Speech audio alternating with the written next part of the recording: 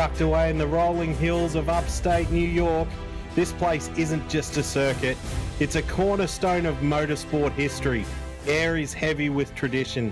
Every corner, every bump, every blade of grass has been seen. Legends come and go. This is where American racing found its soul, where Formula One roared through the 60s and 70s. Clark, Hill, Stewart, Lauder.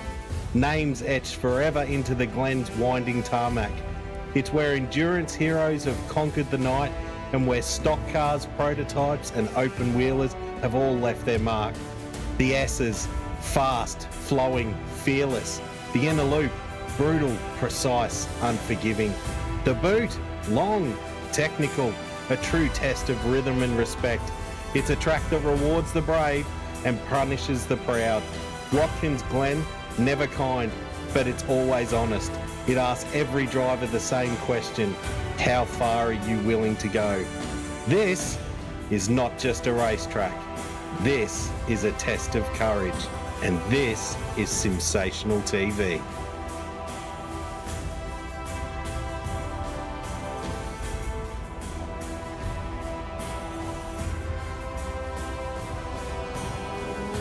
Folks, it's done it to me 2 nights in a row. Dead set, the cracks have just taken a big old dump. But that is what you get here in the broadcasting game, ladies and gentlemen. Yes, indeedy. Welcome back to another episode of Simsational TV. This time it's the Wednesday Cup, beaming live and only slightly delayed from the virtual valleys of Watkins Glen, where the mighty TVRs will be tearing around like a caffeinated kookaburra on a corrugated roof. This is Simsational TV, ladies and gentlemen, the home of Australian sim broadcasting, where bravery meets broadband and traction control is just a rumour whispered by the weak. Tonight, it's grip, grunt and glorious lunacy as these digital desperados wrestle their fiberglass missiles through the bends like they're chasing a kebab truck at closing time.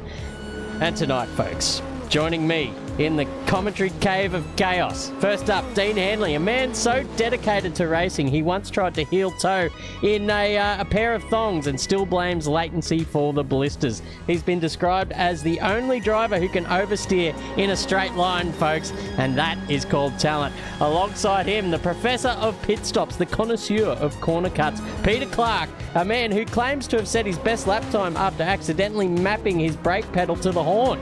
He also once spent a full practice session trying to draft behind his own ghost car and lost. So strap in, ladies and gentlemen, switch on, steady the steering wheel, because the lights are about to go out at Watkins Glen and the beautiful bedlam of the Wednesday Cup is about to begin. Gentlemen, welcome to the Combox tonight. It is going to be a ripper, Dean Hanley. What have we got in store tonight?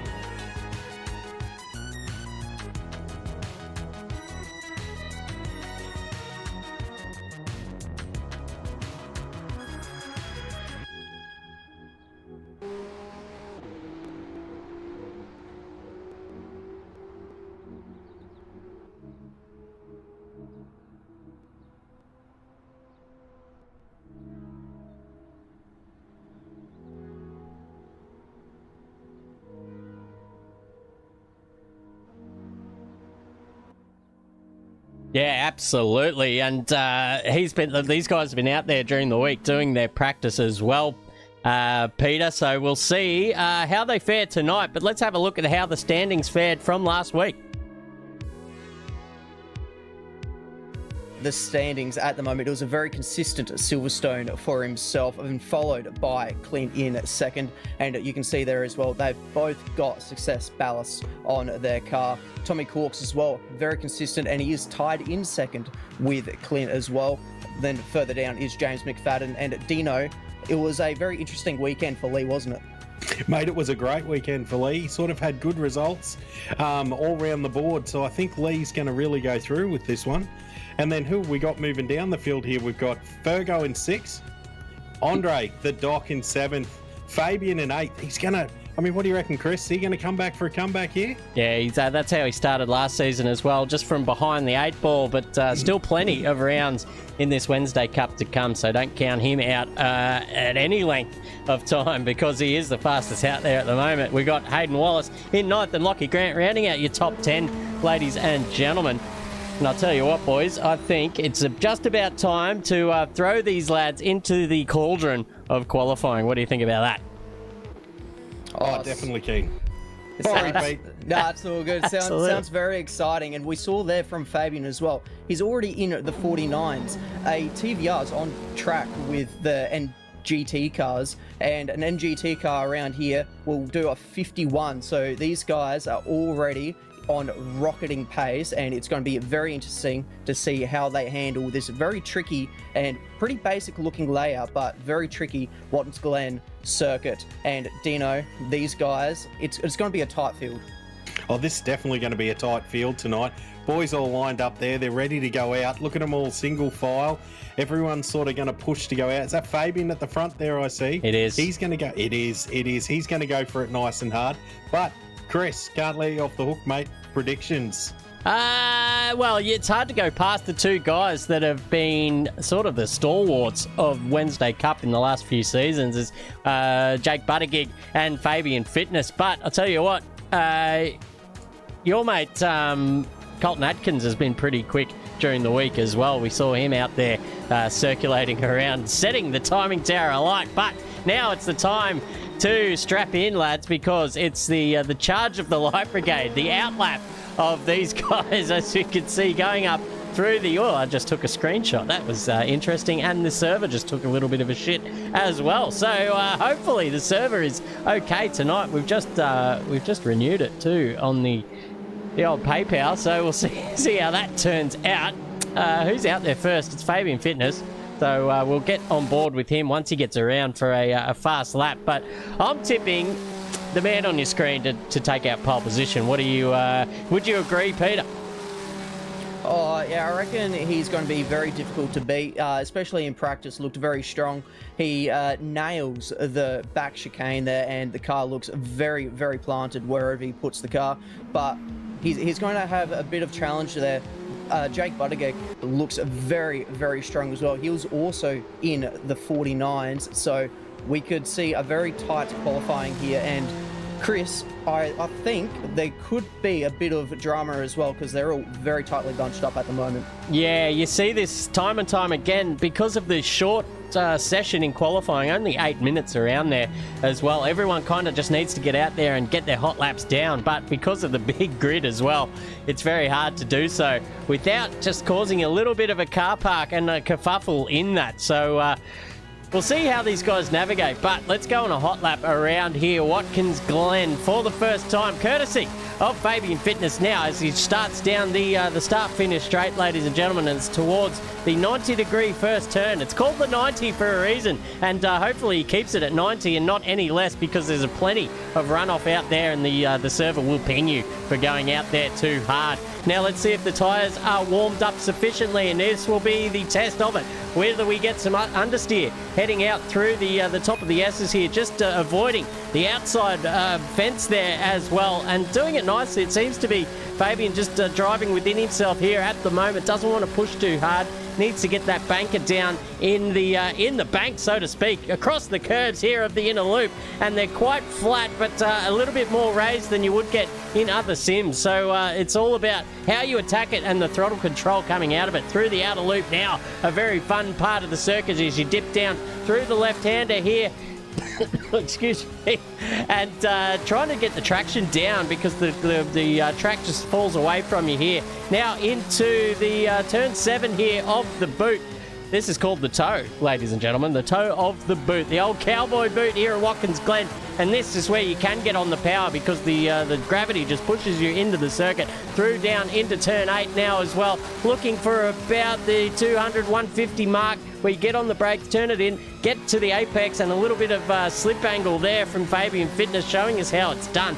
Up to turn 9, which is very deceptive, ladies and gentlemen. Really easy to run wide there as well, but Fabian just doing a great job of it. Now, these are my two funner turns on the circuit. Turn 10, you dip it in, use the camber, run right out wide, and here you can just do the same thing. Just hit that ripple sweep, hit the throttle down, and he'll cross the line now for a 50-something, I believe. it'll be a 50.9. So still probably another second in the bank for him, and that's a pretty good lap to start the day, Dino. Mate, that's not a bad lap at all, but I see Jake's done a 50 flat. Yep. I mean, these guys, the lap times are going to start dropping like flies. Lee's not that far behind fitness at the moment. Clint's just come into it with a 51. Now the tower starts to sort itself out. Colton's up in a fifth with a 51.4. I mean, that guy's got pace. Old Corksy, he's done a 51.5. These guys are like, it's going to push now. The times are just going to fall, but I'd really like to see him getting into that 40 region. I mean, a lot of these guys have got it in them. It's just going to be tight. Pete, what about you, mate? What's your prediction for the night?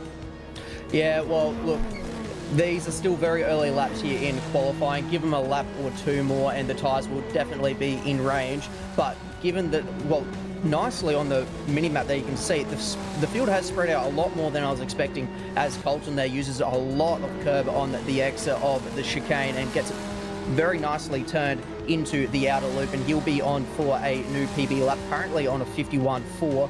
But it is still Jake leading the way on that 50 flat, and behind it is very close with the entire field spread by not too much. It's about 2 seconds between the guys that have and haven't actually done a lap quite yet, as we now take a look at Kai in that 711 livery. Looks absolutely magnificent on this Tuscan TVR. And Chris, it is a purple first sector for Kai. Yeah, so he's actually just pumping it through here as well. He's got the Slurpee machine ready here at 7-Eleven and looking to get the hot dogs out of the hot box here as well. He's just run into a bit of traffic. This is going to probably slow him down a little bit as well. I think that car has balked him a little bit in front. It's one of the Speed Nation cars too, but maybe, just maybe, it's enough to give him just a little bit of a suck. In the meantime, Jake's gone even quicker with a 150 dead, but can Kai Upert bust him here? He's gone quicker in the first sector. He goes right up to the second row. I think maybe just that car in front of him did balk him just a little bit, but Kai Upert is right in the mood here tonight. He just gets pumped there by Colton Atkins and Lee Crowther going up into the front row, but I'll tell you what, that was unexpected, the lap there from Kai Upert. We've seen him as a bit of a midfield magnet, but he is rip-roaring and ready to go tonight. Mate, I think it's that livery. That livery is carrying that car forward. That is a beautiful looking car. I do. I can't stop looking at him. I love it. I love it. That's Look at that. You got the well, it's one of my favourite places to visit when I was a teenager. Don't you worry about that, Pete. But tell you what, let's look down the order because we've got some timing sectors lighting up. This man in particular has gone green in the first.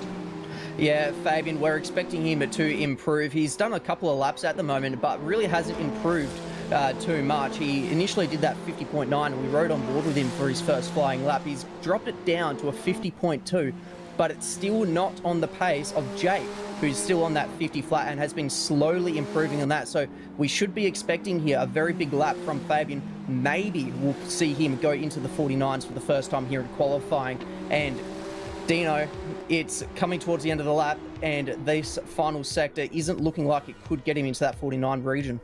No, mate, it doesn't look like it at the moment, but he's still got a few green sectors, micro sectors in Sector 3, so he might be able to pull something out. I don't know if this will better his time or not. I tell you what, it'll be close. But with we've got 30 seconds to go. So this is his run at it. Here's Corksy. He's on now. He's got a purple first sector. Second sector, he's got a couple of micro green sectors. So he's on here. This could be a good one for Corksy. He'll push hard. He won't be giving up here. He won't be happy with ninth.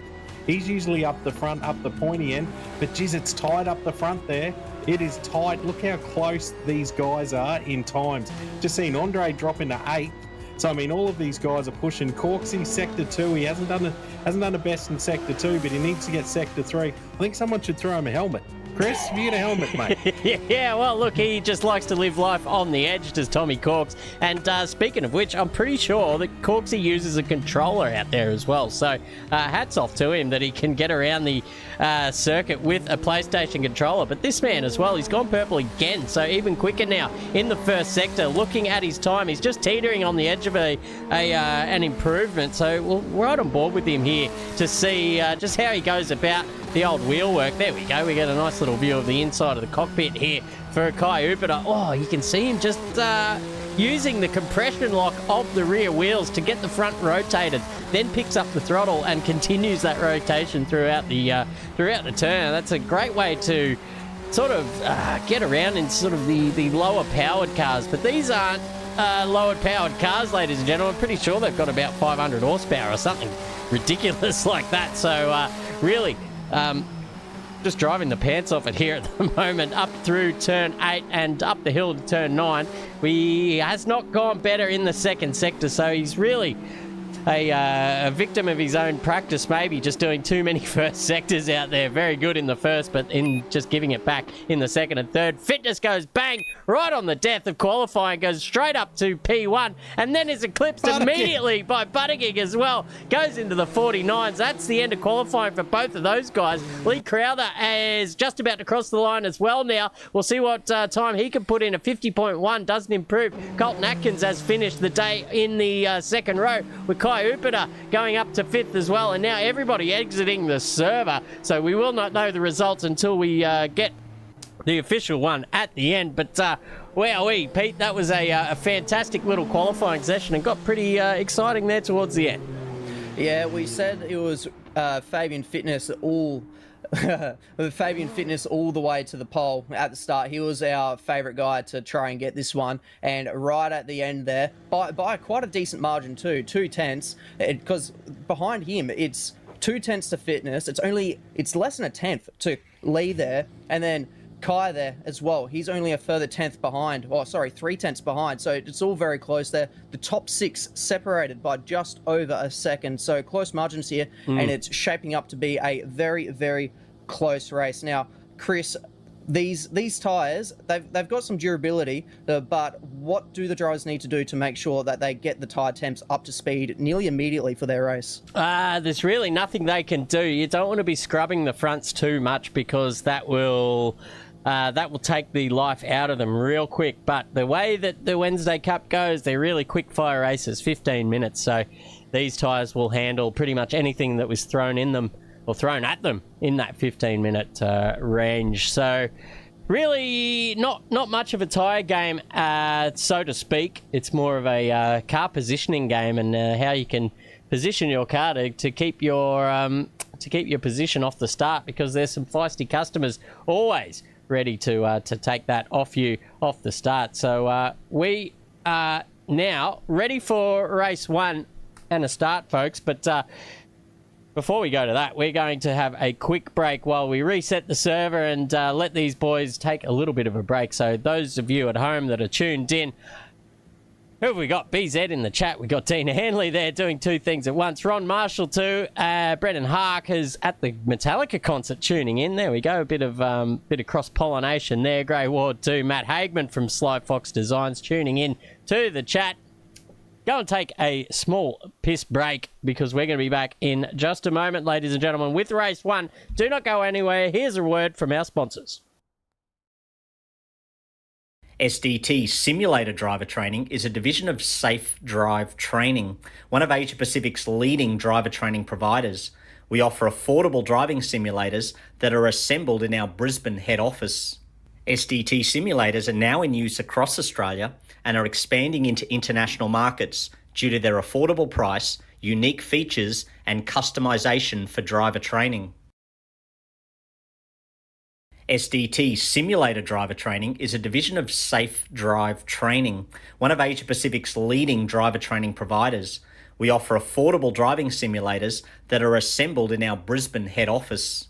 SDT simulators are now in use across Australia and are expanding into international markets due to their affordable price, unique features, and customization for driver training. SDT Simulator Driver Training is a division of Safe Drive Training, one of Asia Pacific's leading driver training providers. We offer affordable driving simulators that are assembled in our Brisbane head office. SDT simulators are now in use across Australia and are expanding into international markets. And welcome, ladies and gentlemen, for race 1 of Wednesday Cup. This one is going to be an absolute cracker. If you just saw the quali, these guys are tight, and I mean tight. The times are so close. They're just starting to file in now. I can't wait to watch the start of this one. Buttigieg, Fitness, Crowther, and Watkins. Those guys will be pushing very hard. No one's going to get a jump here. Pete, what do you reckon, mate? Like these guys, is it tight enough for you or what? Oh, look at this. It was a fantastic qualifying session. We've got some big names towards the front, and a couple of them who also had a strong showing in Silverstone have found themselves slightly a little bit further back than they probably would have liked. Mainly talking about Andre Elliott. I've only just picked up that he's down in P9. He was one of the race winners last time out in Silverstone, and he's definitely as well, gonna... actually. Sorry? Clint Olive as well. He's sitting second on the championship. I just noticed him down there in P8 too, Pete. So I reckon we're going to have quite a few people as well coming through the field to try and get themselves towards the front. But remember, as the checkered flag falls, the top 10 is going to get reversed for race 2. So it's kind of a bit of a balancing game on consistency with the points. Do you want to finish inside the top 10 and try and secure a good start for race 2? Or do you want to go all out for the win? I feel like it's going to be all out for the win for all of these drivers trying to get the bragging rights. Dino? Mate, we got Buttigieg, Fitness. Oh, look at that car. We got Crowther. We got Colton Atkins. He's ready to go. We've got Upiter there in my favourite livery for the night. We've got, I don't know who that is. That's McFadden. Oh, it's Jason McFadden. Sorry, I forgot his name. We've got Clint Olive. And then we've got Dr. Dre. He's in 9th. I agree with you there, Pete. Watch him. He'll come through. We got Fergo there. Fergo will also push hard. He'll come through. Corksy, another one coming through. Buttigieg, he's had good standings lately. We've got Maxwell Smart. We're ready to go. Chris, I'm going to have to let you take the start here, mate. That's all right. Ladies and gentlemen, let's get fired up for a start here for round 2 in the TVR's Wednesday Cup. It's about to go green. Hold on to your hats. We're racing now in the USA, and it's a charge for the Light Brigade down to T1. Jake Buttigieg has got a pretty good start on his outside. Fabian Fitness is going to try and level it up, and he does just sweep around the outside. He's going to go off the track here, and he really needs to be careful coming back onto the circuit. He does so just in the slipstream now of Buttigieg, but he will have the better running because Buttigieg saw it all coming through. But look at the cars now as they go too wide through the S's. That's beautiful understanding from all the drivers there, and great awareness as well. But look at the run that Fitness has got. Dummies back to the inside, into the inner loop here. He will have the first bite at the cherry, as we say. But look at Buttigieg just sweeping across the outside. Beautiful start and beautiful way through that little inner loop chicane there as well. And he will lead this race. Lee Crowther just sitting on the back of Fitness now in P3, and maybe just showing the nose as well, just keeping Mr. Fitness honest as well. But look back through the field there. They are 2 and 3 wide going around through the bottom section. If we can get a camera angle that we can see, it'd be great. Here's Tommy Corks with Andrew Ferguson on his inside. He's going to look up the inside here at the toe. That is turn 7, folks, but look at that, just beautiful driving from everyone involved. A little bit of a loss there from Jason McFadden out of the toe and up the hill, so he's going to be vulnerable as well. Let's get that chopper cam. That's absolutely beautiful stuff. There goes Jason McFadden out braking Elliott on the way in, and Elliott looking for the switchback too. The two Rangiart drivers now side by side up to turn 9. Jason McFadden has the inside run, and that will be the advantageous one, but Elliott just sticking it fat around the outside. Now they're going to go 2 by 2 as well into turn 9 and 10. Sorry, into turn 10 here. Oh, that's dangerous stuff, but look at the gap there that Andre Elliott has opened up. He's made his way up a number of positions off the start. He started P9 and now he's P6. Dino, what a great start from the boys. Mean and clean all the way through. Mate, and these boys won't give each other an inch. Here we are at the front here. We've got Fitness. He's challenging Buttigieg again. Look at the timing tower. Switching.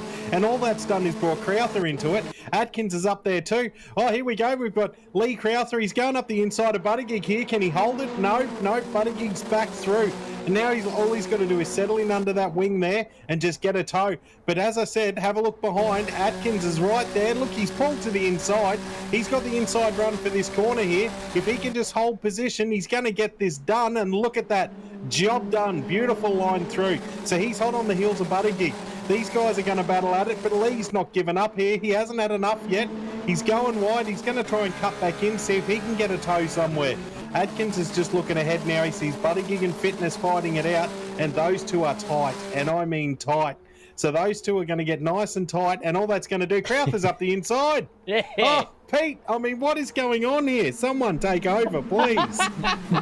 Wow, what we're seeing here is just some beautiful racing. It has been side by side for most of the time since the race start. Not many categories can do that, especially around Watkins, Glen. And behind Atkins here, it's Crowther and Upiter going side by side, and it's going to be down the inside, but it's really, really tight down the inside. He's going to have to be careful not to clip the back end of Atkins there, and he gets it done very cleanly. And going that shallow will also ruin his run here before the next corner, and that is going to be letting Crowther get back to the rear of his car, and now he can try and set it up for a run down the main straight. He just needs to make sure that these two last corners are clean and he doesn't use too much of the track on exit, because that can really unsettle the car. Further down though, it looks like there could be a few more battles. You got Simmons just holding on in front of Grant there, and it is getting all tight around the back end of the field. Purple laps flooding in as we now go on to the third lap here, and it's Olive, and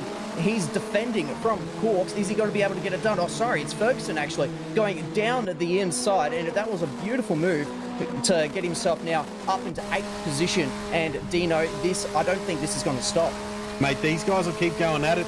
Clint's got a perfect view here. You've got Corksy on the back of Ferguson, and I mean, Corksy's throwing caution to the wind. He's not even wearing a helmet. He's gone up the inside here, so Olive's just going to watch this and position himself. Oh, that was nearly a tap. Fergo turned in. Thought, oh, he's wide. Corksy's gone wide here. This is all on. Oh, and there's a bit of contact. Clint's got a tap. Oh, this is on. Chris. Oh, this is beautiful stuff here. Poor old Ferguson just trying to hang it fat and play the cautionary tale here. But both of these other blue cars that he's up against are ready to throw caution to the wind here. With Tommy Corks, in fact, just getting in front of both of them. Beautiful driving from Clint Olive as well. He's just made his way back up to 9th position after a pretty tardy start, so he is on the comeback trail. But now look who's chiming in behind. Ezra Simons is involved in this little one, and Remo Grand just looking at all three of them saying, well, geez, a little bit more of that argy-bargy stuff and I'll get right involved in this. Look at that, Clint Olive just cutting the nose off of Ferguson in front. If we could get a good camera angle on this circuit, I'd be absolutely loving life at the moment. But let's look up the front, because Kai Upiter is right up behind Colton Atkins here as well. You can see out the front window of his as he turns into turn, is it 11? Yeah, for the final turn of this circuit. You don't want to get too wide there because you scrape up against the wall, and that will certainly give you a little bit of damage. But let's go hunting for some battles down the circuit, because I saw one just before. Lee James, I haven't called his name all night. I don't know, and last week as well. I don't even know if he's here, but one of the winners from the Wednesday Cup Season 18 now goes up the inside, looking at James Harden, gets the job done. Oh, Harden just a little bit nervous across the curves there was Lee James. Manages to gather it up, and he's going to have to go back to the old whiteboard, the drawing board, if you will, and come up with a plan to take over that number 16 of James Harden in the coming laps. Mate, beautiful looking livery on that car though. But the battle's up and down the field. So we've got Remo. He's having a look at Ezra here. These guys will battle hard. Ezra, also known as my brakes. He is my personal brakes, that man. Yep. He will block like anything. I mean, when it comes to defending, this guy, I mean, he can make the car as wide as a bus. He's beautiful at it. And him and Remo, I love the teammates getting into it. There's no love lost when teammates start going at it. Yeah. I just hope Remo can put it up there. Just bump him out of the way, mate. You've got my okay on that one. I don't think he'll do that, because Remo, when you talk to all the drivers on the circuit, if you gave him a top 3 of the cleanest and most respectful drivers that they've raced against, Remo will be in the top 3 for most of these guys. So don't you worry about him. He's a fantastic guy to go racing with. Knows where the limits of the car are and knows exactly where to put that thing. And because I've said that now, he'll just go and bin poor old Simons. The good old commentator's curse. Strong around these parts. Don't you worry about that. Lee Crowther, though, on the back end of Colton Atkins here with 7 minutes to go, 7.5 minutes to go in this first race. And Fabian Fitness has gotten out to almost a second lead over Jake Buttigieg, and just turning the screws as well. Zach O'Reilly, if you heard that one, I'm allowed one. turning the screws tonight. Gets the fastest lap of the night so far and stretching that lead out to a second over Jake Buttigieg. Colton Atkins sitting third. Lee Crowther watching all three of them as well, with Kai Upita up there in third position in that beautiful 7-Eleven livery. It's just making me want to go and get a slush puppy. Don't you worry about that. I might even go for a little bit of a drive after the race, depending on how much red cordial I consume over the night, but we'll see about that later on. David Smart, though, on the back of Paul Buttigieg. Pete, let's see how these guys go racing.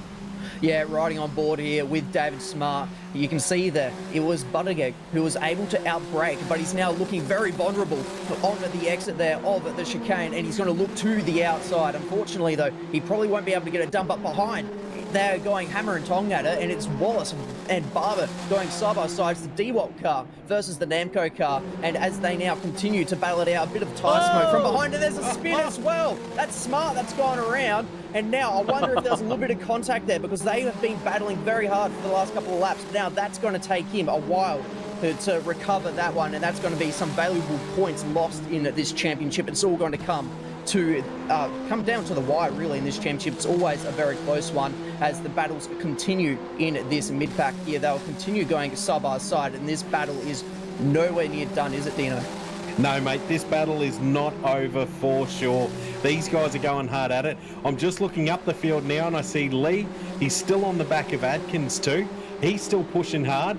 I mean, there's battles everywhere. These guys have got about half a second between them, but everyone's going to push for as fast as they can go. And Fabian just done fastest lap of the race. Again. And here again, and here's Liam Hollyoak. He's having a look behind all of them. And go, son, you get in there. He's doing a great job. He just needs to push and just sit behind these guys and wait for a mistake. I mean, we all know in the heat of the battle, the worst thing you can... Oh, hang on, Chris, what's happened here? Pickard's Kamagutsa here. Harden's Kamagutsa here. I don't know why he's heading into the pits as well. There's another car joining him into the pit lane. There's no need for that, ladies and gentlemen. Turblanche, one of the newcomers as well. There's no mandatory pits as well, so I don't know why both of them maybe just going to fix up some damage, perhaps. I don't know. Maybe they underfueled on the way in, but who knows? Look at this. The battle's on, though, up the front, Pete, and this is the battle for P3, basically. We've got Atkins, Crowther and Upita,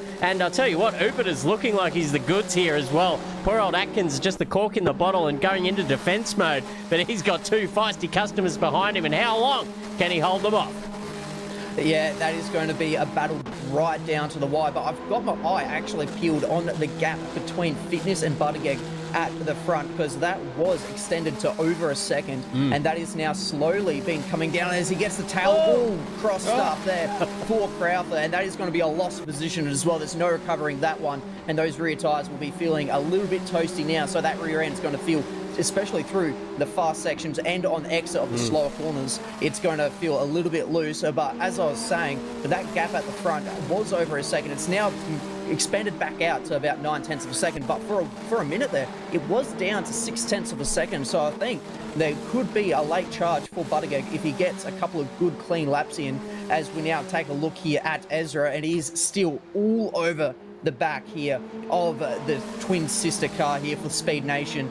And if he can get a good run here, there's a very good chance of a dive bomb down into turn one, isn't there, Chris? Oh, certainly. It certainly is. And don't put it past any of these blokes for a dive bomb. Don't you worry about that. As both of the Speed Nation cars just go wide there at the apron of turn one. But look who's just chimed in from behind. Oh, no, McFadden's Kamagutsa as well. We'll chime in with him, but we can't go off this. Oh, there's McFadden there. We didn't have to go off him. We found him eventually. Just lost it at the S's. But look at the pace from Wallace here, all the way up beside Ezra Simons here as well, coming into the inner loop. Simons just chops the nose off as well, says, you're not getting past that easy, son. But Wallace now just has to rethink things as well, because I'll tell you what, this man here on screen, Ezra Simons, one of the more feisty customers here in the server too. So he will give as good as he will take. Don't you worry about that. And the sheep around the old hostel at Ezra's house know exactly the deal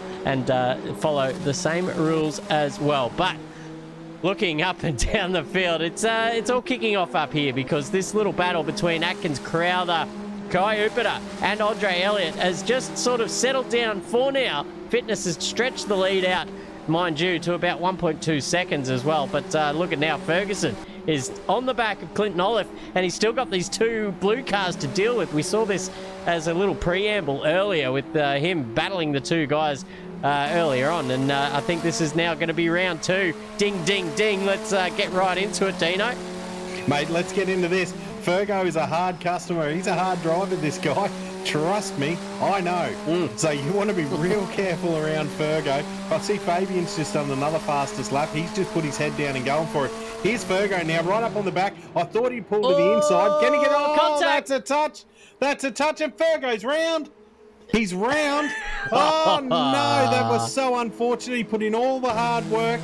Got up there, just got a little too ambitious on that corner, and it's just spat him around. He's just got sideways. He's lost all his momentum. What a shame. That was shaping up to be a great battle there. But I can see up the field, Andre, he's right on the back of Ubiter again. These guys are going to go at it for the wire. I mean, what's that for? Position 5. Here we go. Yeah, absolutely. Elliot just, I guess, just becoming comfortable now in the car. He sort of, I felt like he was not really, the nerves hadn't settled yet in this early stages of the race, but we've got 53 seconds to go, so it's all over bar the shouting. Maybe one more lap to go, but I think there's still a position or two in it for Andre Elliott if he keeps his head down and gets that Speed Nation car to where it needs to be.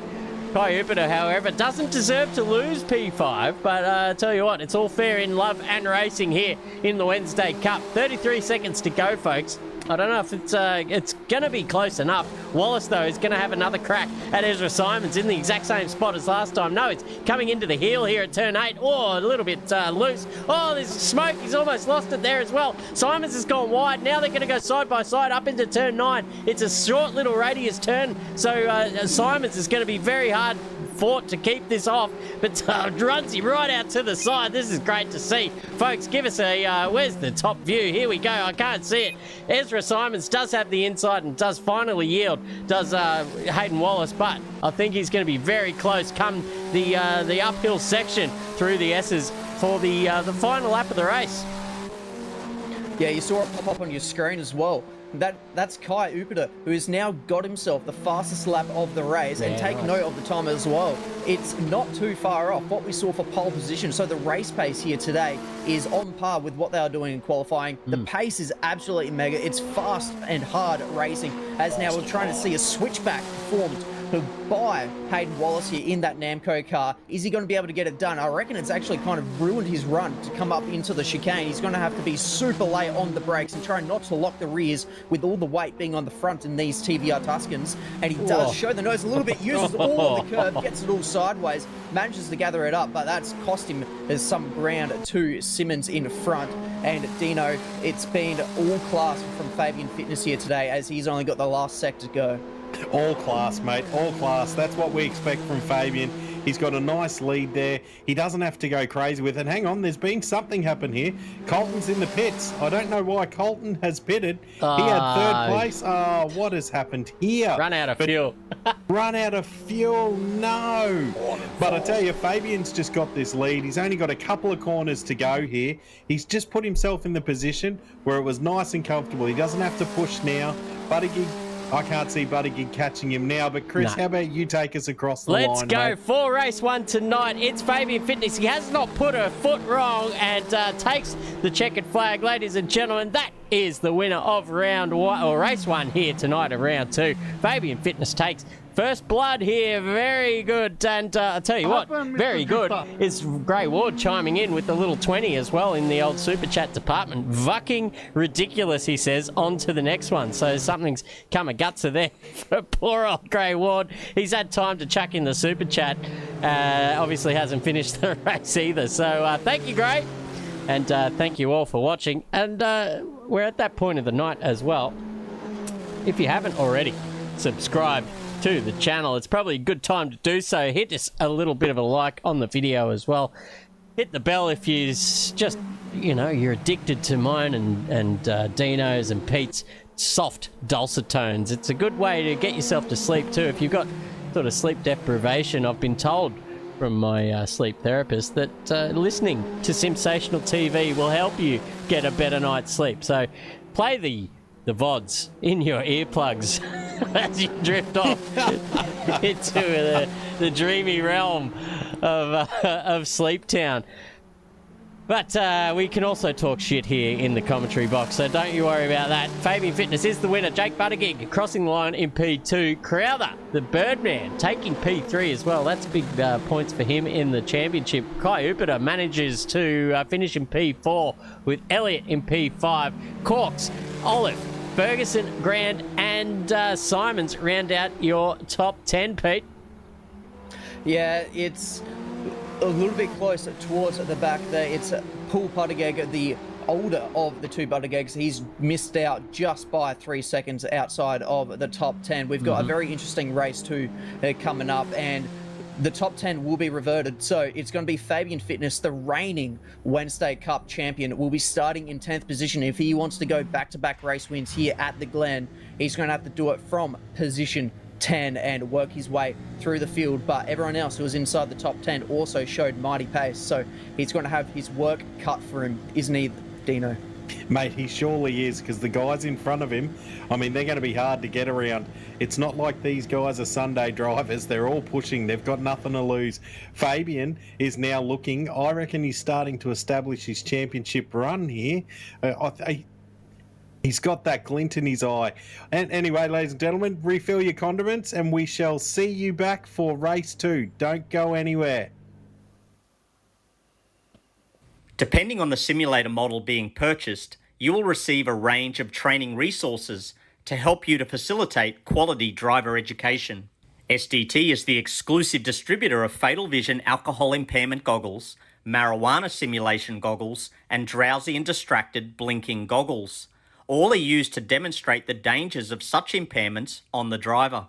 Also available are driver training posters, driving handbooks, and distracted driving resources. Our simulators make the perfect training tool for drivers to experience how various impairments affect their performance. Depending on the simulator model being purchased, you will receive a range of training resources to help you to facilitate quality driver education. SDT is the exclusive distributor of Fatal Vision alcohol impairment goggles, marijuana simulation goggles, and drowsy and distracted blinking goggles. All are used to demonstrate the dangers of such impairments on the driver. Also available are driver training posters, driving handbooks, and distracted driving resources. Our simulators make the perfect training tool for drivers to experience how various impairments affect their performance. Depending on the simulator model being purchased, you will receive a range of training resources to help you to facilitate quality driver education. SDT is the exclusive distributor of Fatal Vision alcohol impairment goggles, marijuana simulation goggles, and drowsy and distracted blinking goggles. All are used to demonstrate the dangers of such impairments on the driver. Also available are driver training posters, driving handbooks, and distracted driving resources. Our simulators make the perfect training tool for drivers to experience how various impairments affect their performance. Depending on the simulator model being purchased, you will receive a range of training resources to help you to facilitate quality driver education. SDT is the exclusive distributor of Fatal Vision alcohol impairment goggles, marijuana simulation goggles, and drowsy and distracted blinking goggles. All are used to demonstrate the dangers of such impairments on the driver.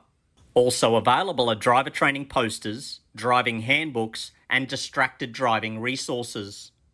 Our simulators make the perfect training tool for drivers to experience how various impairments affect their performance.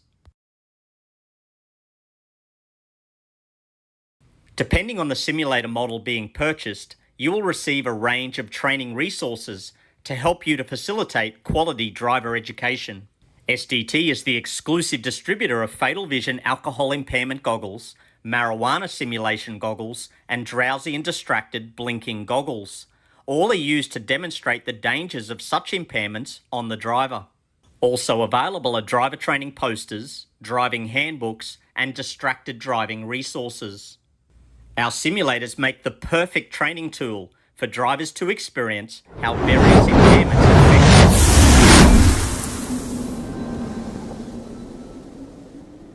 Depending on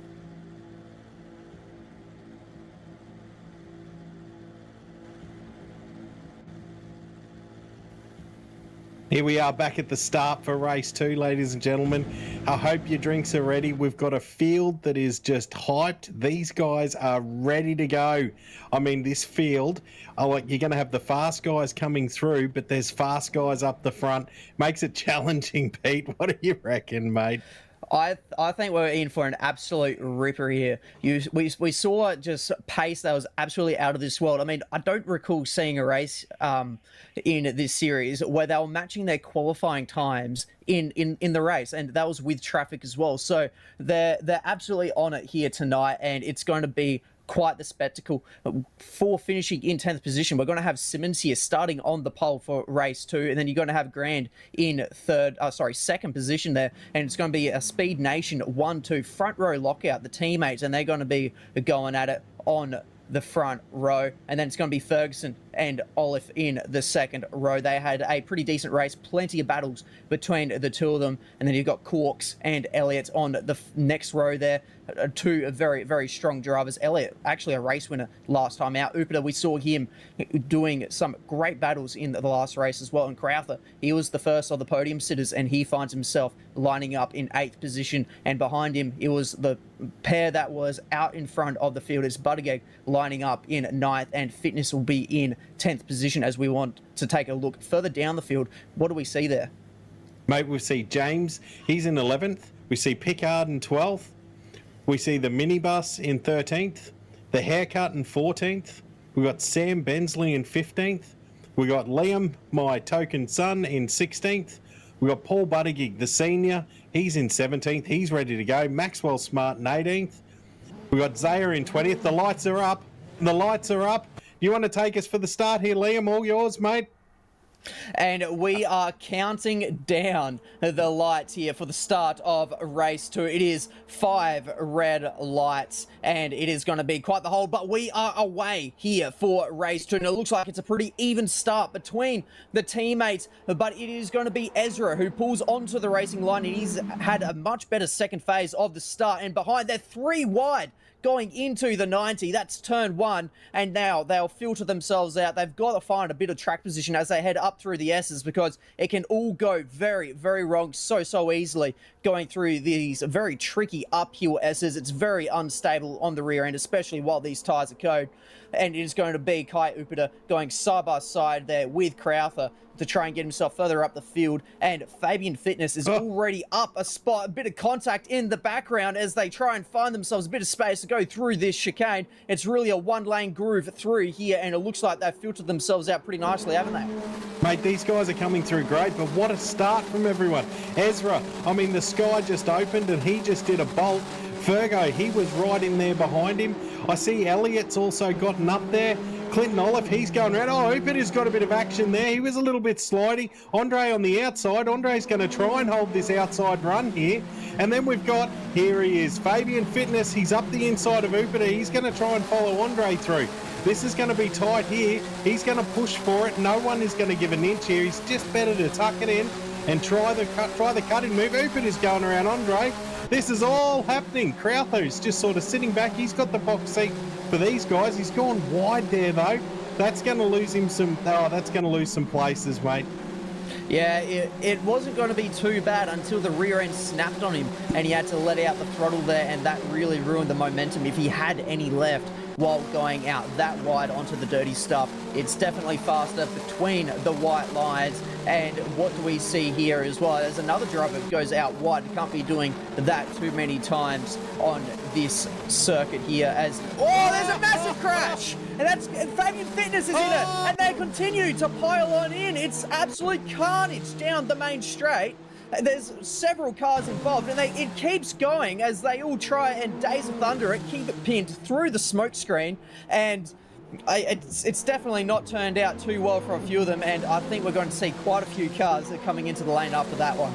Definitely, that was absolute carnage, and it was front runners. They just all got pinned. I mean, we've got Fitness down to 15th now. I don't know what happened there. I saw Andre. He's gone to position nowhere. He's gone to the pits. He's called it a day. Now we've got, I mean, there's still battles up and down this field. In front of that incident, we got Crowther coming on there, pick up there. I mean, he's taking the grass. I mean, you might as well jump in the car park for the turn. But he's made it somehow. He's hold on there, and he's right behind Crowther. So this is a good little battle going on here. These guys are not playing. I see Upiter's just gone around Remo Grand up the front there. So there's battles all up and down this field. These guys, but I still can't get my head around that crash. We've lost a few of the big main players there. It's all over, but I'm sure Fabian will be sitting in 15th. This will become a personal mission for him. He will push like no one's business to get up the front there. Absolutely unbelievable accident. Yeah, the only way I can think of something happening like that far down the main straight there. We've got to restart. Yes. We've had word from the stewards that it was the broadcast car that was stopped on the middle of the grid to cause that accident. So we're going to have to restart it. That is, we can't do that. So, ladies and gentlemen, as you were, we're gonna have that all over again. Thank you very much. Oh, more than happy to do this again. The start of this race was phenomenal, Chris. We could do this a couple of times and I'd still be a happy man sitting here. Yeah, so we're going to get ourselves ready once again. Hopefully it's going to prove to be as good as it was last time around. This time, though, looking at it, it looks like we've got a little bit of a jumbled field, so it's not going to be a complete reset by the looks of it, unless it does get fixed by the time the lights come around, because we've now got Ferguson out on the front row, as we've now got a few more people coming in.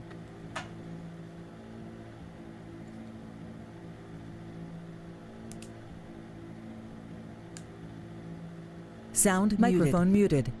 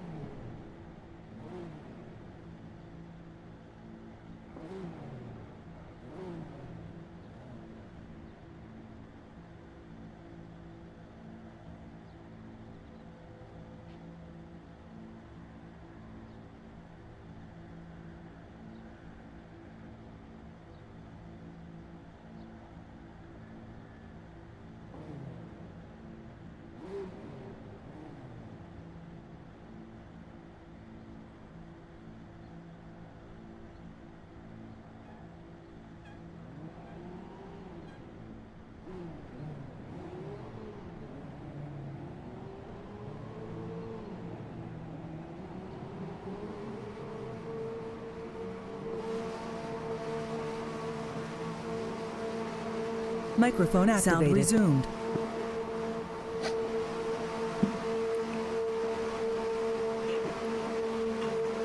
We are back. The lights are up. We're ready for a start for the second take. It looks like a good start there.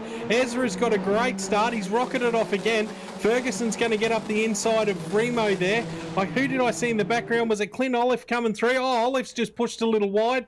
We're a little cleaner on turn 1 here as they all sort of filter in. It seems like a total replay of the start of the last race. Ezra's bolted. Remo and Fergo, they're going to go neck and neck here, but you've got to be careful. You've got Olive in behind.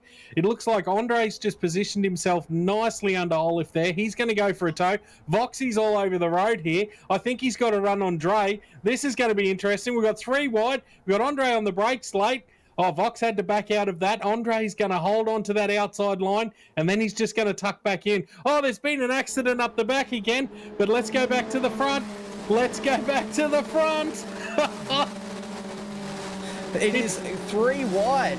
Still, this late into the opening lap, it is pretty much unheard of, and they continue to go 3 wide. That looks like a little bit of contact there as they now start to sort themselves out, and look who's taking full advantage of this. It's Fabian Fitness. So this restart has actually played fantastically into his favor, because he's had a much better first lap than he did last time round. By the end of the first lap, I reckon he was only about P9 or P8. This time, we're only about halfway through the lap. He's already found himself up into 7th and looking to make a move for Kai Upita, and that will get him up into 6th position, and that is job done. So he can set his sights now onto Andre Elliott, who is currently in the 5th position, and up in front, the battle on the podium is still going strong. They're side by side, and a little bit of wheel banging there as well as they now go into the penultimate corner. It's turn 10 and now going into turn 11 as well. He runs a little bit wide and he'll get the position as well, and so that secures 2nd position. But behind, he's run wide, and that's going to leave the door wide open for Grander to get through, and with the run that he's got as well, expect to see Elliott to go through as well. And here's the Doc. He's decided to go 3 wide. He's put it straight up the inside and gone, bugger you both, I'm going for it. Remo just got out of that. He only had a chance. Here's Fabian again. Fabian's come through. He's straight into 3rd place. There is contact. Oh my God.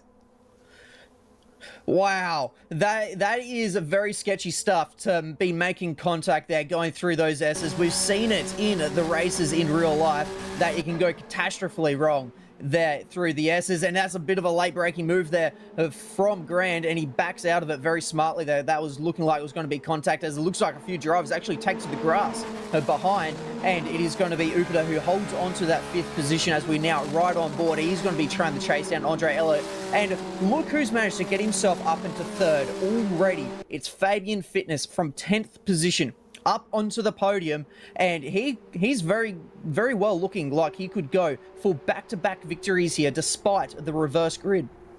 This man is an absolute hunter. He will just eyes forward, head down, and go for it. We've got Ferguson here. He's been working hard to close in on Ezra, and it looks like he's gotten nice and close now. If he can just, oh geez, that was close. How close do you want it? These boys. Fergo is going to push it nice and hard here. Ezra's going to cover the inside, but that'll give Fergo a nice drive out of this corner. If he can get the power down, he'll try and slip it up to the left here, and he'll go straight up the inside. No, he's not far enough yet. But this corner here, the left-hander, then the right-hander onto the straight. He needs to keep it here and see if he can get a good run off that straight. And Ezra's sliding. Ezra is sliding. That gives Fergo the win. But look out. Here's Fabian up the inside. This guy does not give up. I think he's going to get this corner. He's going to get this corner. Stay with me here. Come on, Pete. Take it away. Down the inside he goes. It's 3 wide for the race lead, and they'll continue to go side by side. Now we saw it nearly end dramatically between the leaders, and there's more contact at the front. They continue to go 3 wide. They're on the grass, and Fitness now takes the lead, but it is Ferguson dropping down the field. He's still trying to gather it up, and he'll go from the lead into turn 1 down to 10th position, and most likely going to lose more positions as now Tommy Corks, he's looking to try and make a move down the inside here, and he hasn't got it quite right there. He's lost the rear end going through there, and that's allowed Buttigieg to now go through as well. So it is all chopping and changing up and down this field. It's only 0.2 of a second between Fitness and Simmons at the top of the ladder, and behind though it's for sheep stations, isn't it now? Oh, if this isn't red mist descending, I don't know what is. There's more bumping going on here than a bunch of shoppers at Coles. These guys are going hard at it. I mean, this is shopping trolley wars at its very best. Lee's right on the back of Corksy here. He'll just try and sit with him, try and get a bit of suck, and just see how far up the field they can go. This is an angry little battle pack. Look at these guys. We've got Andre going up the inside of Ezra. Upiter's there. Oh, Andre's had a slide. He slid straight into the front of Upiter.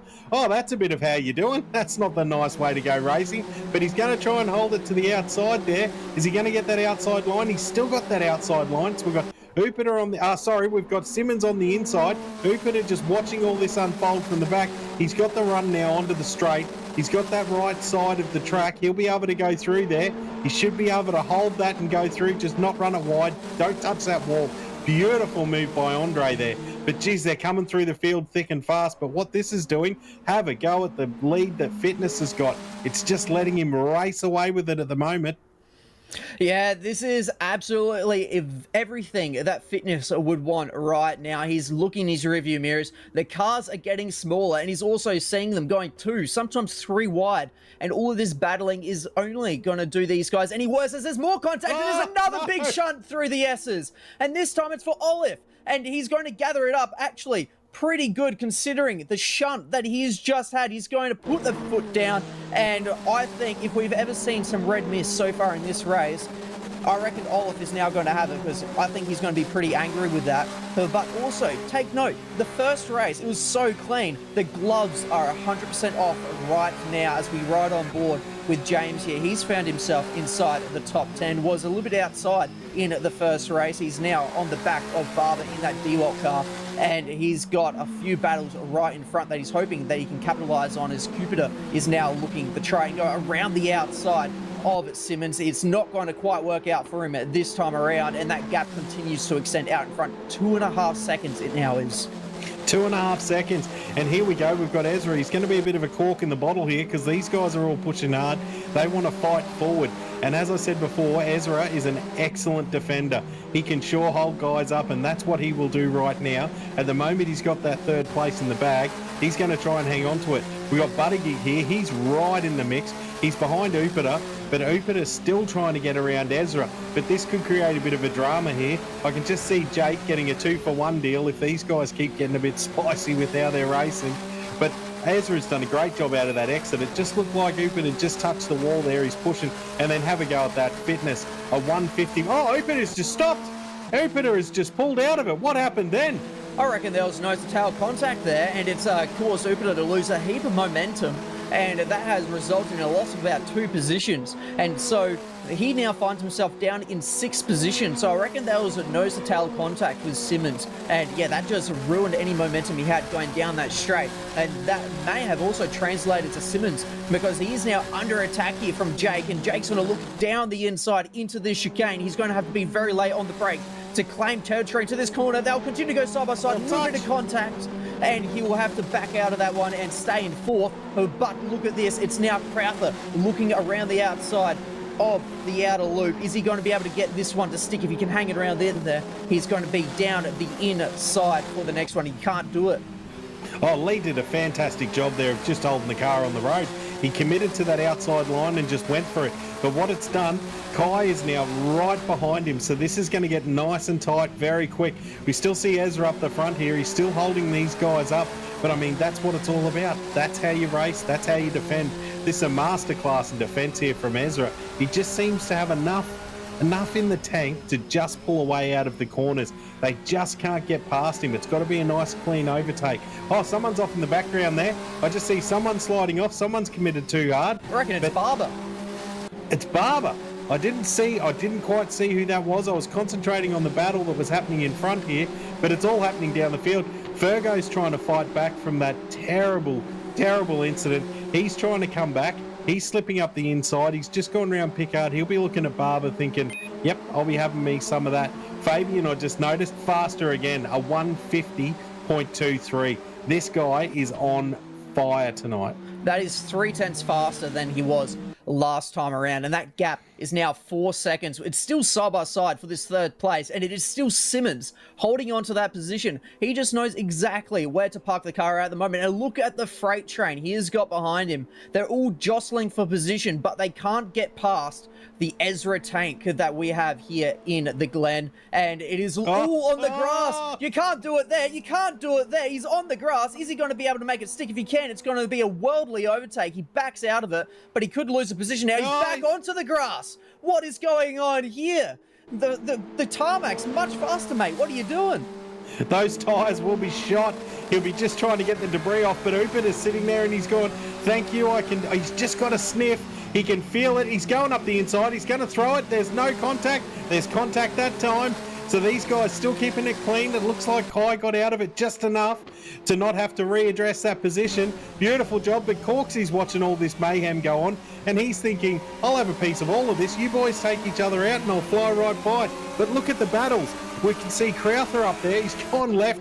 He's gone right. He's trying everything to go around Ezra. I mean, mate, you're going to be a bus driver to get around him. He's going to go around the outside. Has Ezra got an answer for this? He should get the drive out, which has just left Crowther staying high and dry on the outside. So Ezra still holding that position. As I said before, what a masterclass in defence. Yeah, I don't know. They're in the fence, and there's a spin for Cooper. The 7-Eleven car has gone into the fence, and that is going to be his run for the podium pretty much over with just over 4 minutes left in this race. He'll lose another couple of positions as he tries to get himself up to speed, but I reckon that was just a little bit of an awkward case there where one of the other cars snagged the wall and kind of bounced back off the barrier back onto the track and just collected Cooper on the way through. But somehow it is Simmons still holding it on. You can tell that he is definitely the cork in the bottle, because that gap is now opened up to over 5 seconds to Elliott, who's currently in second, and that gap is also in to 5 seconds now to the lead. So they're pretty evenly spaced out, the top three, but it is all the way down to 7th position. It is for this battle, and it looks like Crowther here might have a little bit of a run, but it's going to be Jake behind them that's going to have the better run. He backs out of it. Crowther down the inside. He's going to hold on to it. There's contact. His contact. And it is going to be his Simmons who holds onto that third, because I reckon Crowther there, it gave that one back to not try and get himself a penalty towards the end of this race, which could drop him massively down the field.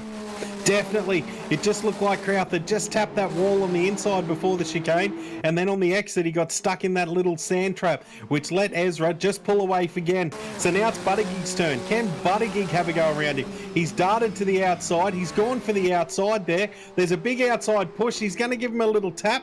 And here's Crowther. Crowther's gone, thank you, I'm coming. This is gone. Oh, Ezra's lost 2 places in a corner here. Buttigieg's just moved over to defend that and, stake his claim, but it's still 3 wide. Oh no, Crowther. Oh, there's been a tap. He's just pushing him wide. Ezra's now watching this going, hang on, I'm not out of it. I'm coming through. But another fast car. Oh, there's a touch. There's a touch. Crowther's been knocked wide. Oh, no. Oh, and the red mist has descended. There is a car on the track. Let's hope there's no more carnage. Yeah, that was getting quite messy. I feel like it was only a matter of time until it all unraveled. It was a brilliant battle until that moment. I mean, it was a brilliant battle up to that moment as well. It was all just hard racing, and sometimes hard racing does result in contact. We never like to see the contact, but sometimes it is just unavoidable. And, man, let's go 3 wide where they did. That was pretty good. Mate, that was beautiful. And as we come back down the field, we've got Jason McFadden in 12th. Big congratulations to him. I hear he's got some Hemicare sponsorship. So for your hemorrhoid cream needs, guys, Hemicare. And Jason, he's rocking that sponsorship now. Congratulations on that deal being done during the week. That is one heck of a deal to have on for your sim racing league, and he finds himself in 12th. He's not too far away from the points with all this battling that we've been seeing so far in race 2 and using all the curb there. He could very easily find himself inside the top 10 and get himself a good juicy hand on some points in this championship, as Atkins is now looking to go around the outside here of the chute. He can't get it done there. Ferguson too good on the brakes, but he could try and set himself up now for some sort of comeback now as they head into the toe for the bootleg section of this circuit. He can't get it done there, but he'll try and get the exit once more. But Ferguson's looking very racy behind Simmons, who's found himself actually in P9, so not too bad considering the quite the battle that he's had, but he'll be pretty disappointed not to be holding on to that P3 still. Oh, and these are some fast customers. Watkins won't be happy with his 11th position at the moment. He's usually up the pointy end. This guy can drive, but we've got Ezra and Ferguson battling out here. I don't know whether the move would be to just sit back and see what pans out before jumping in there. But any little incident here, and he's going to go straight up the inside. He'll have a 2-for-1 deal. So Fergo's just nipped around. He's just around Ezra there, so he's got that move done. But Ezra won't let it go lightly. Colton just needed the run there. He just didn't get momentum off that corner to be up far enough to make a move. I think he's too far back, at a car length back. But this is just inviting Jason into it. Jason's another one. Oh, Colton's going for it. He's looking up the inside. He's got his nose up. It's just not far enough. But Ezra's run wide anyway, so he might still get into this right-hander. These guys battling hard for position 10. If the top 10 doesn't mean something, I mean, look at these guys. It's sheep stations here at the moment. Exactly right, and this is probably most likely going to end up being the final lap of the race as well. So if you're going to get your move done, it has to be now. As is he going to look now down the inside into the chicane? No, he thinks better of it, but they use lots of curb here to try and get themselves the best run possible, and it doesn't look like Ezra's been able to get that run to try and get himself inside the top 10. Watkins is going to hold on to that just for the moment. Out in front though, the 3-time series champion has shown why he's got those three championships in the Wednesday Cup. He has gone from P10 on the road with the reverse grid to not only take the lead of the race as early as he did, but he has drove away to a nearly 7-second lead, and he's going to round the final few corners here, and he's got Andre Elliott behind him, but he is not to worry. He's got Jake behind Andre there as well in third to round out the podium, and he's got a healthy lead of 3 seconds to P4. But we're going to take it all eyes now to Fabian Fitness here. It's been a masterclass. It's been anything but short of perfection. He will take the win here for race 2 of the Watkins Glens round, and he is going to claim himself maximum points here, and it's going to be a championship resurgence, isn't it? Oh, what a great drive. I mean, this really does prove the cream rises to the top. He just had a mission, set himself a mission, picked them off one by one. That was a truly fantastic drive. I think donuts are well deserved for this one. And then we had Andre coming through in second place. That's a great drive too. Jake Buttigieg was right there as well. He was coming for it. Corksy, as we mentioned before on the controller, what a fantastic job. Remo come through for 5th, Barber for 6th, Upiter got 7th, probably a little unlucky there with a few bumps. James in 8th, Ferguson in 9th, and Colton Atson got into the top 10. That's a great result from those guys. Exactly right. And further down the field, we'll find ourselves with McFadden Simmons.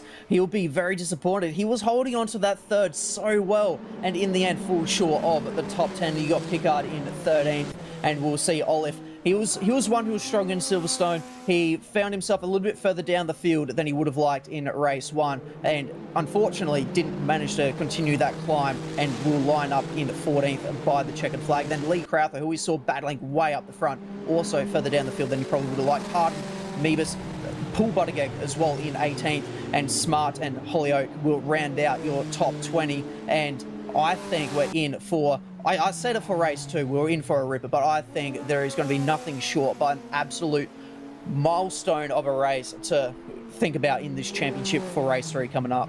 Mate, race 3 is going to be an absolute barnstormer if that's anything to go by. These guys, they race hard. They know what they're doing. I mean, Fitness, he's just on a mission tonight. Can he make it 3 from 3? That's my question for everybody. I reckon he's going to have to try and go for it. Has a 3 for 3 ever been done in this series? Do we know? I believe it has, mate. I believe there's been a 3 from 3 before, but I want to see if Fabian can do it tonight. He's just a man on a mission. Yes, we'll have to have a look to him and see how he goes. Still celebrating in style, even if it means a little bit of a wall taps. We've seen it done before. Mine goes straight to Will Davison in Townsville when he snagged the Will doing Victory Donuts. So even the very, very best in the field can do it too. So we'll get ourselves ready for a race 3, and it is going to be all eyes for that. It's going to be a great race 3. So ladies and gentlemen, get yourself ready, get yourself settled. We have a massive race 3 on the way for you. Forms and expertise in getting the best gear. Simsational TV has proudly partnered up with Speed Nation. It is New Zealand's go-to destination for high-performance sim gear. They also stock the best and biggest brands in the game, from Thrustmaster, Moser Racing, Next Level Racing, Sparko, Turtle Beach, and more. And whether you're looking for the ultra-responsive racing wheels or pro-grade flight controls, immersive audio, or rock-solid cockpits, I'll tell you what, Speed Nation has got it all. They also carry other trusted names like Butt Kicker, PT Actuators, Wheel Stand Pros, Gen Ace, Spectrum in the remote control field, and also Collective Mind. So every step and part of your setup is covered, from complete racing rigs and premium flight packs.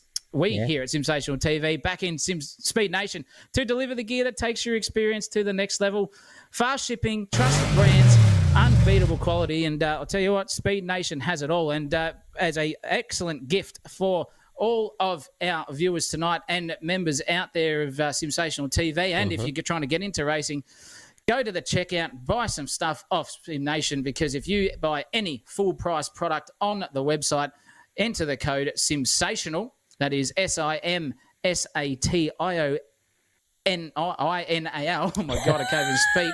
And you will get a 10% discount off your end cart price. So go in there. 10%? 10%, did you say, Zachary? I did say 10%, mate. I did not say 5. I did not say 4. I said 10. Wow. Forms and expertise in getting the best gear. Simsational TV has proudly partnered up with Speed Nation. It is New Zealand's go-to destination for high-performance sim gear. They also stock the best and biggest brands in the game, from Thrustmaster, Moser Racing, Next Level Racing, Sparko, Turtle Beach, and more. And whether you're looking for the ultra-responsive racing wheels or pro-grade flight controls, immersive audio, or rock-solid cockpits, I'll tell you what, Speed Nation has got it all. They also carry other trusted names like Butt Kicker, PT Actuators, Wheel Stand Pros, Gen Ace, Spectrum in the remote control field, and also Collective Mind. So every step and part of your setup is covered, from complete racing rigs and premium flight packs. We here at Simsational TV, back in Speed Nation, to deliver the gear that takes your experience to the next level. Fast shipping, trusted brands, unbeatable quality, and I'll tell you what, Speed Nation has it all. And as an excellent gift for all of our viewers tonight and members out there of Simsational TV, and if you're trying to get into racing, go to the checkout, buy some stuff off Speed Nation, because if you buy any full-price product on the website, enter the code Simsational. That is SIMSATIONINAL. Oh, my God, I can't even speak. And you will get a 10% discount off your end cart price. So go in there. 10%? 10%, did you say, Zachary? I did say 10%, mate. I did not say 5. I did not say 4. I said 10. Wow. Forms and expertise in getting the best gear. Simsational TV has proudly partnered up with Speed Nation. It is New Zealand's go-to destination for high-performance sim gear. They also stock the best and biggest brands in the game, from Thrustmaster, Moser Racing, Next Level Racing, Sparko, Turtle Beach, and more. And whether you're looking for the ultra-responsive racing wheels or pro-grade flight controls, immersive audio, or rock-solid cockpits, I'll tell you what, Speed Nation has got it all. They also carry other trusted names like Butt Kicker, PT Actuators, Wheel Stand Pros, Gen Ace, Spectrum. So every step and part of your setup is covered, from complete racing. Ladies and gentlemen, welcome back. We're just in time for race 3. If you're only just joining us, we're racing around Watkins, Glen. It's a 5-point-something kilometre track. I can't remember off the top of my head. I did remember it, but it first opened in 1956, and we are here today for the next installment of the Wednesday Cup. If you did miss the first 2 races, be sure to check those out once we're done here for race 3. They have been absolute bangers and definitely ones for the history book, but we're going to do a quick rundown now of the top 10, and while you're at it, make sure you hit that subscribe button and turn on the notifications so when we do any of our streams. But starting on the pole is going to be Dante here. He's finished in 15th position, so he'll find himself on the pole with this reverse grid. And then it's going to be Simmons also up on the front row. We saw him. It was a masterclass in defense all the way down to the end. Unfortunately, didn't quite work out for him, and he'll find himself on the front row. And then it's going to be Jake Buttigieg in third position.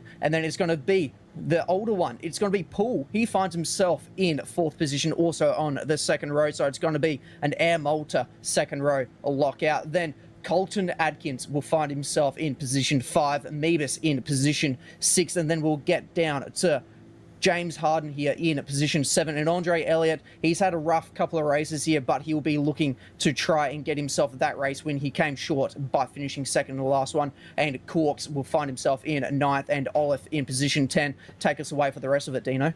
Mate, we've got James in 11th. We've got the haircut in 12th. We've got Jason McFadden in 13th, expecting big things this time. We've got Remo Grand in 14th. Here he is, Fabian Fitness in 15th. Can he get through? But he's got an angry Ferguson behind him in 16th. Then we've got Liam Hollyoak. And here we go, the lights are up, so we need to go to the start. Here we are for a start. The boys are ready to go, and they're away. Oh, call it as you see it, Pete. Call it as you see it. Well, I saw in the background, it looked like someone had a heap of wheel spin and got all sideways. It seems as though they have gathered it up. They're spreading far and wide into turn 1 here, running a little bit wide as they do. And there's contact behind. Is that going to cause any of our possible championship contenders? It is a massive pile-up behind in the field. Hopefully they can get themselves cleaned up by the time we come round to start lap 2. But it's going to be Buttigieg who takes the lead away from Zaya in second position. And look at this, it's Barber in the DeWalt car. He is looking to try and go down at the inside here, and Fabian Fitness, we knew he was going to be trying to go for the three-peat. After starting 15th, he already finds himself up inside the top 10, and that is a massive issue there for Meebus. He goes firing off the track, and that's going to drop him very far down, and Barber also looks like that he's had a bit of an issue, but as I said, Fitness all the way up into 5th already. I think the three-peat is well and truly on. Oh, he's got a great shot at this, and here's Dre. We're riding with him at the moment. He's got a great view of what's going on. He's right up the back of Fitness here. He's just going to try and get a toe. Oh, he's gone up the inside of Fitness. He doesn't care who Fitness is. He wants a chop at the championship himself. These guys racing hard, but he's got a great view here. He just needs to sit in. Fitness is trying to get up the back of Colton. He won't hang around either. He knows he has to make a move, get it done, and pass as many cars as he can. He's got that done. Clean as you like. Look at that for a manoeuvre. So it's now Fitness back up on Dante. He's going to go for it here. He's going to go for a move straight away. So he is not hanging around. He wants this all done. That was a tap against the wall. This could get messy. Oh, Colton, somehow they've come out of it. These guys, they're not giving an inch, like I said. Yes, it is going to be all for keeps here in this final race, and Atkins gets the move done to get himself up into 5th position. But I just can't ignore the drive that Fitness has done to get himself all the way up into, what's this going to be? He's making the move for second. He's making the move for second onto the second lap. They're 3 wide behind. There's more contact. The red rocket goes around, and there's going to be an awkward rejoin there. And we have had so much drama going through turn 1 so far in race 3. The battle between Fitness and Ezra continues on. Ezra now finds himself in that infamous P3 that we saw him in that last race. Is he going to be able to hold on to it this time around? It's a bit of a longer race. This time around, it is going to be a 17-minute race, so we might be able to squeeze a lap or 2 extra out of this one, and that's going to be a little bit of extra time. There's a little bit of contact there, but further down the field as well, a little bit awkwardly going into the braking zone of the chicane, and there he is. There's Zaya. He was the one who got punted at turn 1. He now has recovered to 17th position. Further up the front, though, it is Ferguson in this mighty battle pack with Hawks and Upiter. Upiter in the last race had a bit of an issue there and fell down the field. Should have been on for a top 5 and is now battling for this 7th position. He's battling hard. He's going to try and take the 7th, but Fergo seems to have that in hand at the moment. Corksy there. Brody's just trying everything he can. He seems to have a good run off this line. So can he get up James? He's up the side of James now. He's positioned himself nicely for that right-hand corner. He should be able to take this position away. This could be a textbook overtake that we're in line for here. He's going up the inside. He's got it going on. He is around James. That move is one and done. Hang on, James is coming back here. I don't think this is one and done. I've gone too early. And here comes Barber. He's just keeping it off the wall. That was as close as you like.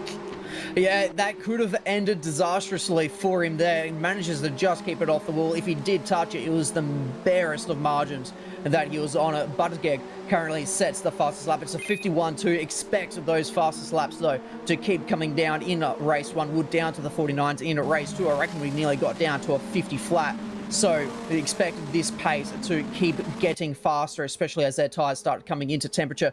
What won't help them, though, is the constant lockups that we're seeing into turn 1. It's one of the heaviest braking zones around this circuit, so they got to be wary of that, not to overcook it, because it could mean for the rest of the lap they're in struggle town. And it looks like this battle here for P5 is really heating up, because that's going to be Corks wanting to get down the inside of Grant here. He's going to get it done using heaps of curb through the chicane, and he's got the tail all unhappy there, and he's going to hold on to it, but that little checkup there has caused all dramas behind, as Upiter now goes around the outside of the outer loop, and they'll try and get himself now up into 7th position. We saw him try and get this one done last lap. Can he get it done this time around? Ferguson's been so good through this middle sector here. A little bit of maybe door tap there between the two, and it looks like Ferguson's going to hold on around this time again.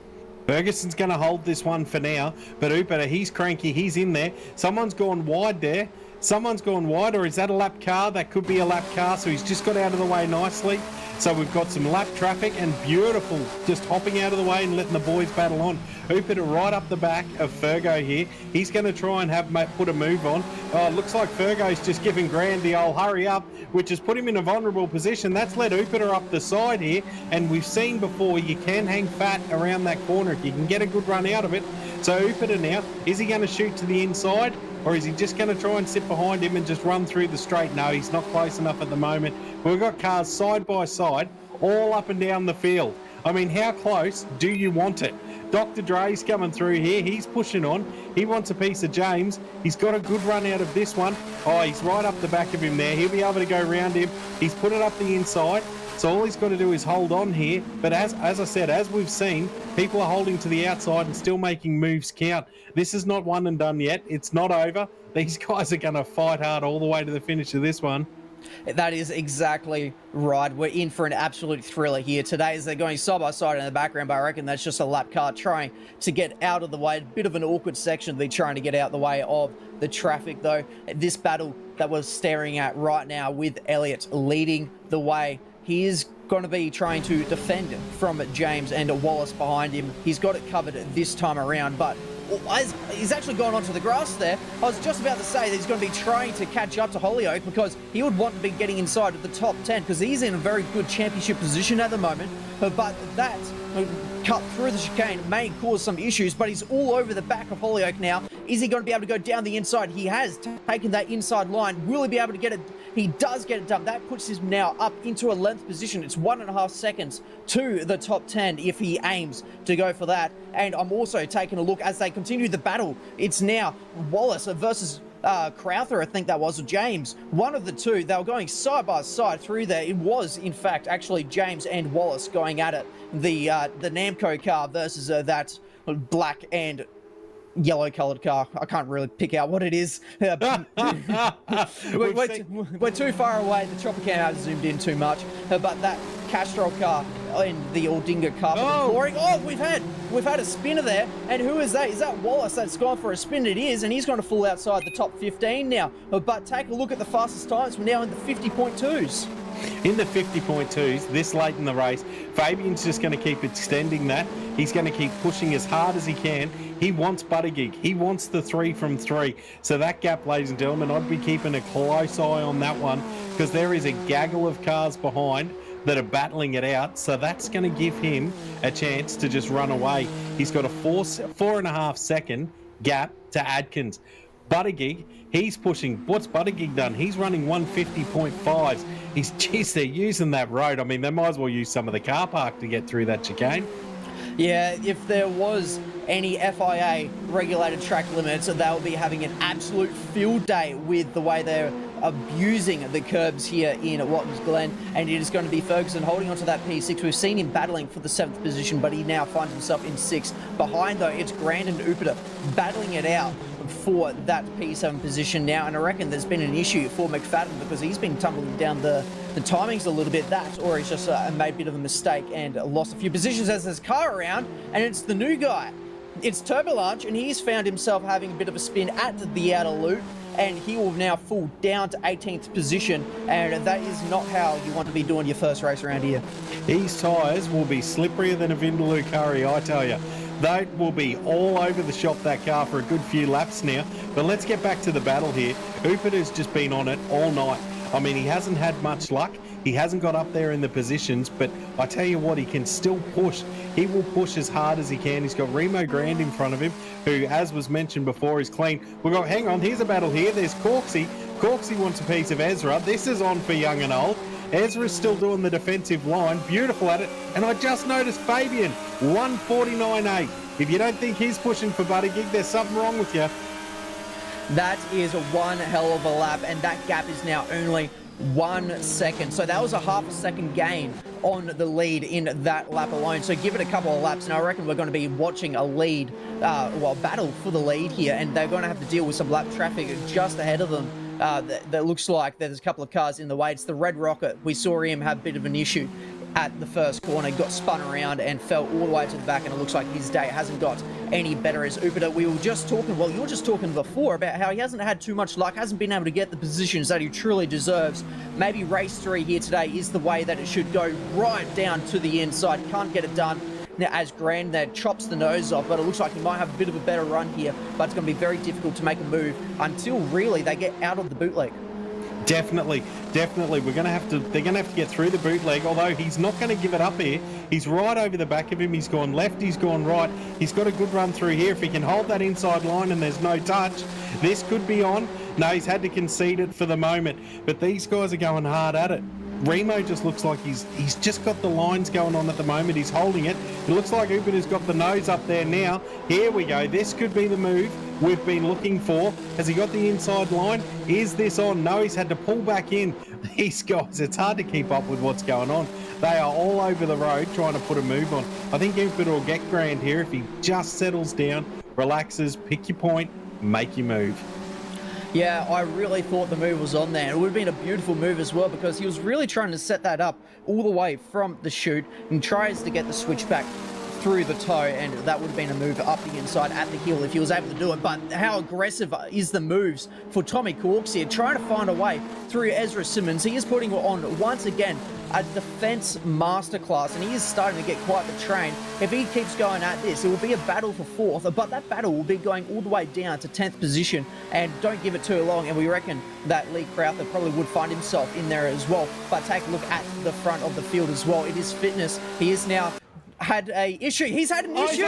He's off. I was just about to say the gap's now come down to 0.7 of a second, but he is tumbling down the order. He's going backwards through the S's. The 3-peat is not on for today. He's very awkwardly parked in the middle of the circuit. Is he going to be able to recover without causing any issues? Everyone's having to take evasive action. Are we going to be able to get through cleanly without there being a major collision? And hopefully that is going to be the end of it. But from 2nd position and hounding down on the lead, he now falls all the way to 16th, and looks like there's a pretty hefty damage on the car and could fall even further.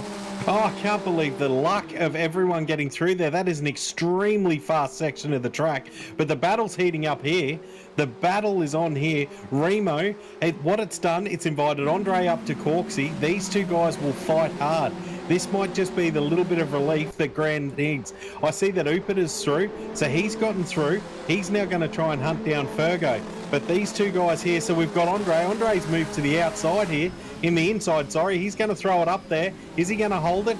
The only thing is you don't get momentum out of the corner in that inside line. We've seen that a fair bit tonight. So I think Corksy will get him back into the left-hander that's coming up. These guys, they're going to battle hard. This will be one worth watching for a little while. Andre on the grass, in the wall. Doesn't matter as long as you make that corner. Yeah, the battle continues through the last couple of corners. It is all being extremely dicey, and it's going to be Grant who ends up in 7th position. Behind him, though, it looks like it was slightly still side by side with Elliott and Barber, but they've sorted themselves out. And look in front, it's Ferguson and Jupiter, who has got themselves side by side as they head into the 90, and that is going to be the first corner. And will they be able to keep it within the track limits without any contact? Maybe a slight bit of contact there on the exit with a little bit of overlap, but Ferguson, that was a beautiful move to get himself up into 4th position. But now with the power of slipstream, Jupiter could get himself back down the inside as they head into the chicane, but he has to be careful, because if he makes a mistake, Quarks is right there and he's looking to try and pounce on the both of them. Oh, look at the eyes on Corks. He wants a piece of this. He's on the outside. He's in the grass. Now they've got a sort of single file through this chicane. But that move from Fergo was just beautiful. He just cut the nose off Upiter there and said, no, mate, no, you're not coming through. But Corks has sort of backed off these guys. Something's happened there. We've got Andre. So he's getting swamped. He's got Andre and Barber all over him. So he's got Remo's dropped down, so Andre's gotten past Remo. But here we go. These guys are still hunting high and low. What a battle pack. Look at these guys go. I mean, Barber's sort of sitting back watching all this unfold. If he just sits there, I reckon he'll be able to pick up the pieces. Yeah, that is going to be a very smart play, but as the time ticks down, we're only just above 2 minutes left to go in this race. It looks like the win is all but sealed for Jake Buttigieg, but behind, it is going to be all to play for. So if he wants to get himself further up, maybe the sitting back and waiting isn't going to be the play, because he's going to have to start making some moves if he wants to get himself further inside this top 10, because there's no guarantees that things will get even messier than they have already been in this battle pack. But look who it is leading the train. It is going to be Ezra Simmons all the way up in third position, but he's actually pulled a gap to Ferguson. He's over 3 seconds, so he's not quite leading the train anymore. That's Ferguson that's taken on that role. It's all a part of the Ferguson train, and that's Weir aboard, as now the battle looks like to be on. It looks like there's a move down the inside. It's Corks versus Upiter. Is this going to be another position loss for Kai? It looks like it is. There's one car, I think it's Elliott, gone well out wide, and so has Barber taking all of the extra run off road. But Corks now finds himself up in the fifth, but has to be careful of the slipstream effect going down at this back straight. And look at Elliott, he's got himself a handy run here as well, looking to the rear quarter of Kai. Can he get himself a move? He'll have to tuck into the slipstream of Corks. They'll give him the hand going into this braking zone. It's going to be a game of late breakers. Who's going to be able to get it in? It's going to be Kai, but a little bit of contact through the middle of the chicane, and it's going to give the run to Elliott, and he'll swing it around the outside. Is he going to be able to hold on to it? He's got his fellow Simblack's car tucked up behind him as well. Sorry, it's not the Simblack's car, that's Lee Crowther. Tucked up behind, and they're 2x2 as we now head into the chute for maybe the final time. I reckon they're going to get at least one more lap in out of this race 3 here today. They'll continue side by side. It's Elliott versus Kai. There's contact, more contact. Is Crowther going to be able to get himself up the inside? He does. So that is going to be a bit of red mist, I reckon, now for Elliott, because he is being arged and barged out of that position. Yeah, Andre got a bad knock there. He was just, he's just come through and absolutely plowed Upiter. Oh, I don't know whether that was an early break or a late break or what that was, but he has absolutely catapulted him off into the sand trap. I have no idea what happened there, whether that was a mistake. That is very, it's not like Doc at all. It's not something that he does all the time. I don't know what happened there, but Upiter is the big loser out of that one. But it still looks like there's a battle on up there with those guys. I can still see Corksy. He's still trying to come on there. He's behind Fergo. I think he'll try to push for that 4th place. The counter's down now. We're 0 laps. So this is the last lap. We have the leader on the last lap. And Jake, he's done a beautiful job. He's just put his head down and kept driving through all the action that's happened tonight. I mean, there's been so many incidents, and somehow he's just put his head down, driven nice, driven straight. He's got himself out to a 7-second gap to Adkins there. Adkins up in a second, probably well deserved. I mean, that's about where he should be sitting. He can drive, this guy. He's just had terrible luck tonight, but it's all about Jake for race 3. Yeah, he hasn't even buckled under pressure as well. A lot of drivers could buckle, especially when they've got the reigning champion, a 3-time champion, the guy who's taken the 2 races so far tonight of Fabian Fitness, and when he was hounding down the back, got under a second. He didn't buckle. He was still punching out fast lap times. He was doing about the 50 flats, about the 50.5s. We now see him in the 50.8s, and so probably just now cruising to the back. He's seen that Fabian had that issue. The gap has extended. It actually now dropped to under 7 seconds. So I would say he's definitely cruising to the finish line around the penultimate corner. He's only got one more corner to tackle, and then he is home free for the win here in race 3. It's the Air Malta car.